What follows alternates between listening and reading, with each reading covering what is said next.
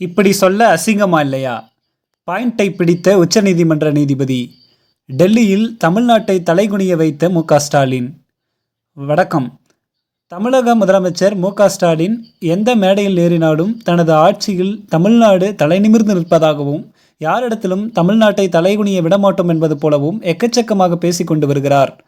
ஆனால் கடந்த 5 ஆண்டுகால ஆட்சியில் இவர் செய்து வைத்துள்ள சம்பவங்களை பார்த்தால் தமிழ்நாட்டுக்கு மிகப்பெரிய தலைகுனிவு தான் ஏற்பட்டிருக்கிறது.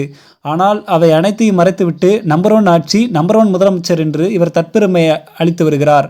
குறிப்பாக ஆக்கப்பூர்வமான எந்த ஒரு திட்டங்களையும் கொண்டு வராமல் ஏழை எளிய மகளிருக்கு 1000, 2000 கொடுத்து இவர் தமிழ்நாட்டை ஏமாற்றிக் கொண்டு வருகிறார். மு.க.ஸ்டாலினின் இந்த ஏமாற்று அரசியல் தற்போது டெல்லி வரை எதிரொலித்திருக்கிறது.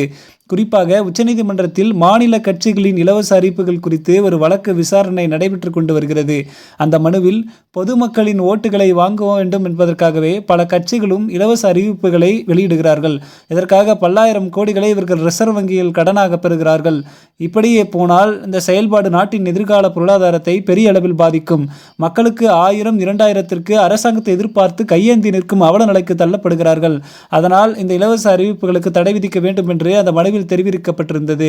இந்த நிலையில்தான் இந்த மனு குறித்து விசாரணை மார்ச் மாதத்தில் நடைபெறும் என்று நீதிபதி சூரியகாந்த் தெரிவித்திருந்தார். அந்த வகையில் நேற்று இந்த மனு மீதான விசாரணை நடைபெற்றிருந்தது. அப்போது தமிழ்நாட்டில் சட்டமன்ற தேர்தல் நடைபெற இருக்கும் நிலையில் மாநில அரசு இன்னும் 3 மாதங்களுக்கு மகளிருக்கு மாதம் தோறும் 1000 ரூபாய் உரிமைத்தொகை கொடுக்க முடியாது என்பதால் 2 மாதத்திற்கும் சேர்த்தே முன்கூட்டியே வங்கிக் கணக்கில் போட்டுள்ளார்கள் என்று ஒரு வாதம் செய்யப்பட்டது.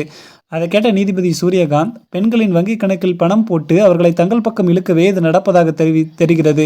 அரசாங்கம் என்பது இது போன்ற பணத்தை கொடுத்து மக்களை தங்கள் பக்கம் இழுக்காமல் அவர்களின் வாழ்க்கை தரத்தை உயர்த்த வேண்டும்.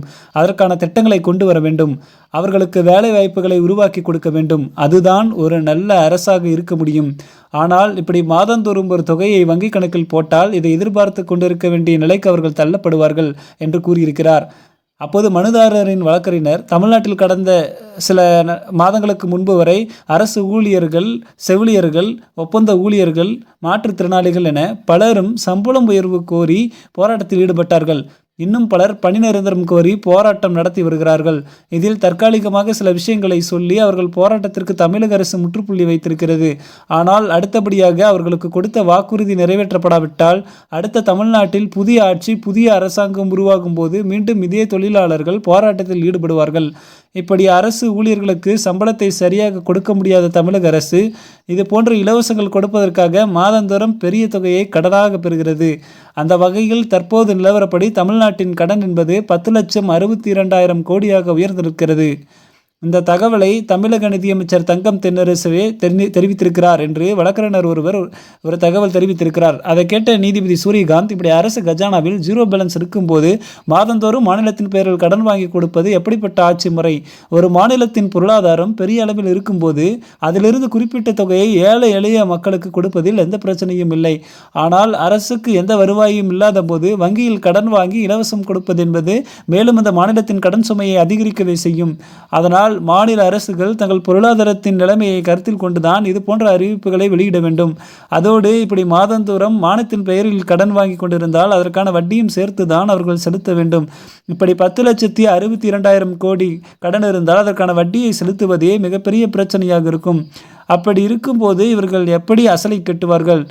அதோடு இந்த நிலை தொடர்ந்தால் ஒவ்வொரு நாளும் கடன் சுமை அதிகரித்து ஒரு கட்டத்தில் வட்டி தொகையை கூட கொடுக்க முடியாத நிலைக்கு தள்ளப்படும். இதனால் இந்திய அளவில் மிகப்பெரிய பொருளாதார பிரச்சனை ஏற்படும் என்று கூறிய நீதிபதி, அரசியல் கட்சிகள் தங்கள் வெற்றி பெற வேண்டும் என்பதற்காக இது போன்ற நாட்டின் எதிர்காலத்தை குறித்த கவலை இல்லாமல் தங்கள் சுயநலத்திற்காக மாநிலங்களின் பெயரில் கோடி கோடியாக கடன் வாங்குவதை நிறுத்திக் கொள்ள வேண்டும். இப்படி ஓரிரு மாநிலங்களில் நடக்கும் தவறினால் ஒட்டுமொத்த இந்தியாவின் பொருளாதாரத்தையும் இது பாதிக்கும். அதனால் கடனில்லாத மாநிலங்களை உருவாக்குவதில் முதலமைச்சர்கள் கவனம் செலுத்த வேண்டும். தங்கள் மாநிலத்தை கடன்கார மாநிலமாக மாற்றுவதில் அவர்களுக்கு எந்த பெருமையும் கிடைக்கப் போவதில்லை என்று ஒரு கருத்து கூறியிருக்கிறார் உச்சநீதிமன்ற தலைமை நீதிபதி சூரியகாந்த். அந்த வகையில் தமிழ்நாட்டில் திராவிட மாடல் அரசு தலைகுனிய விடாது என்று சொல்லிக்கொண்டே தற்போது தமிழ்நாட்டுக்கு மிகப்பெரிய தலைகுனிவை மு.க.ஸ்டாலின் ஏற்படுத்தி விட்டார் என்பதையே அவரது செயல்பாடு வெளிப்படுத்துகிறது. இந்த செய்தி குறித்து உங்களுடைய கருத்துக்களை கமெண்ட் வாயிலாக தெரிவியுங்கள். மேலும் இது போன்ற உடனுக்குடன் நிகழக்கூடிய செய்திகளை தெரிந்து கொள்ள மறக்காம நம்ம சேனலை சப்ஸ்கிரைப் பண்ணிக்கோங்க. நன்றி.